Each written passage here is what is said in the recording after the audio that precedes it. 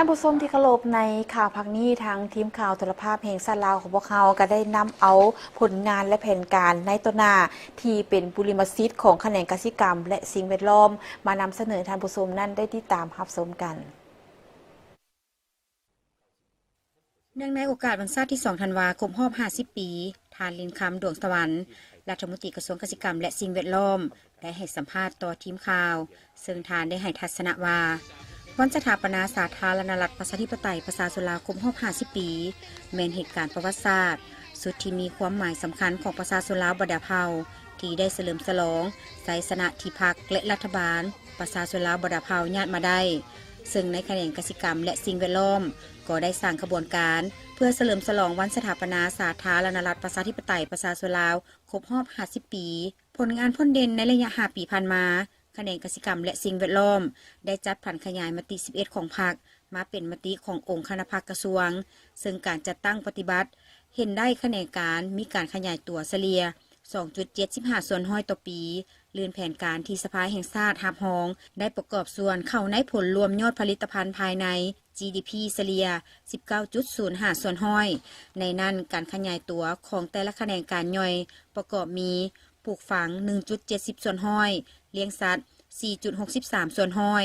ป่าไม้ 4.20 ส่วนห้อยและประมง 3.38 ส่วนห้อย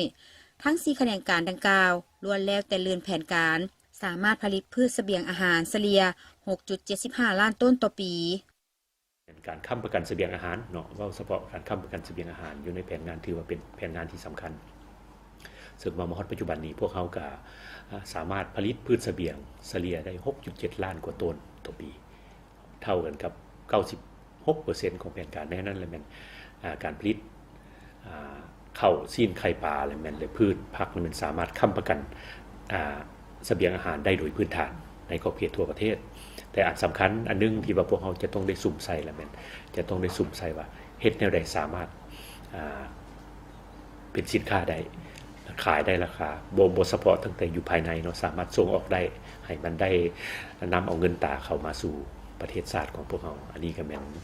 สิ่งหนึ่งที่ว่าพวกเราจะต้องได้สู่สนเฮ็ดในต่อหน้าซึ่งว่านอกจากนั้นแล้วแม่นการผลิตกสิกรรมเป็นสินค้าการส่งออกสินค้ากสิกรรมป่าไม้และมันมีการขยายตัวนับมือนับดีขึ้นแสดงออกในมูลค่าการส่งออกเว้าเฉพาะแม่น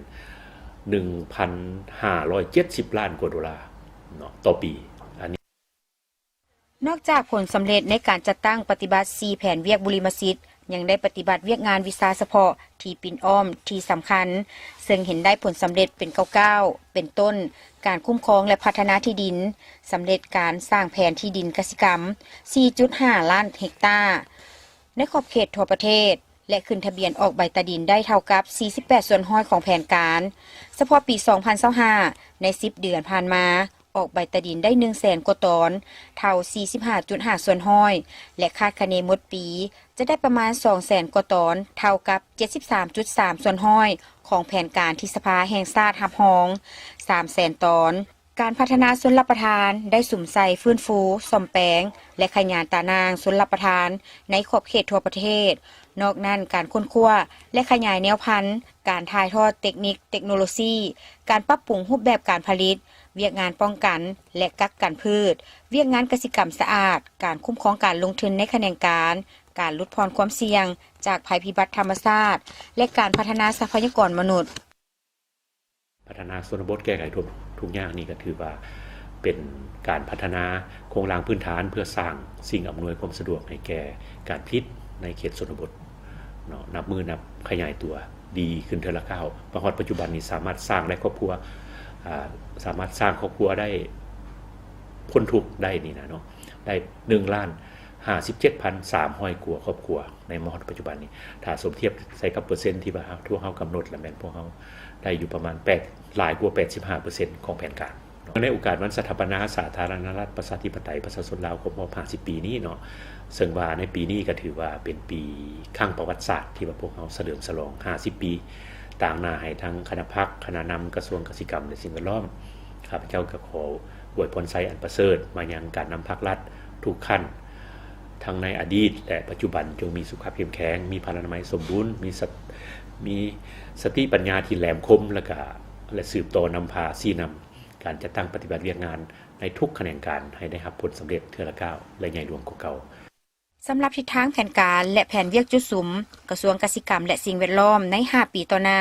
แม้นจะสืบต่อและสู่ซนรักษาระดับการเติบโตของเกษตรกรรมเฉลี่ย 4.6 ส่วนห้อยต่อปีและประกอบส่วนใน GDP 21.1 ส่วนห้อยซึ่งจะได้สุ่มใส่7แผนงานและ4เวียกจุดสุมปินอ้อมเพื่อให้บรรลุตามทิศทางแผนการกำหนดไว้คือแผนงานค้ำประกันเสบียงอาหารและโภชนาการแผนงานผลิตและปรุงแต่งกสิกรรมและป่าไม้เป็นสินค้าแผนงานคุ้มครองปกปักรักษาและนำไส้ป่าไม้แผนงานจัดสรรและคุ้มครองที่ดินแผนงานคุ้มครองทรัพยากรน้ำแผนงานการปกปักรักษาสิ่งแวดล้อมและแผนงานพัฒนาชนบทและแก้ไขความทุกข์ยาก4เวียกจุดสุ่มปินอ้อมคือเวียกเสนาธิการกวดกานโยบายและนิติกรรม